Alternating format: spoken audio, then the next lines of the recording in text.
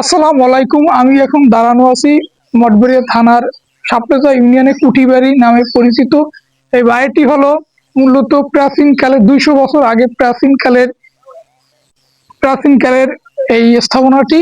এটি চলেন আমরা এই জমিদার বাড়িটি সম্পূর্ণ ভিডিওতে তুলে ধরবো, আপনারা আমাদের সাথেই থাকুন।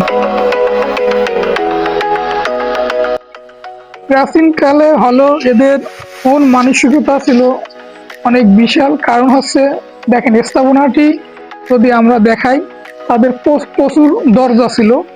স্থাপনাটিতে অনেক দরজা ছিল। আমরা যদি আপনাদের দেখাই, প্রতিটা স্থানে স্থানে দরজা, অনেক দরজা দেখা যাচ্ছে। এটি কিসের জন্য রাখা হয়েছে এটা তো বলা সম্ভব না। এখানে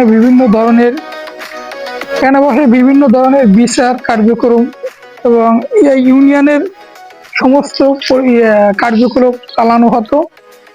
এই জমিদার বাড়ি তারা এখান থেকে তারা টোটাল সাপড়েজা ইউনিয়ন শাসন করত।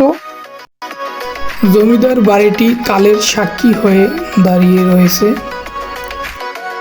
জমিদার বাড়িটি নির্মাণ করে এডওয়ার্ড পেরিস ক্যাসপার। এটি মূলত 14 বিঘা জমির উপরে নির্মিত।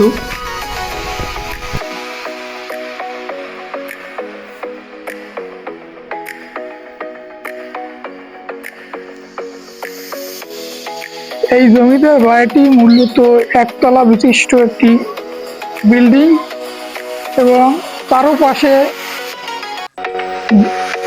ঝুলানো দরজা রয়েছে। আমি যদি আপনাদের একটু দেখাই, চারপাশে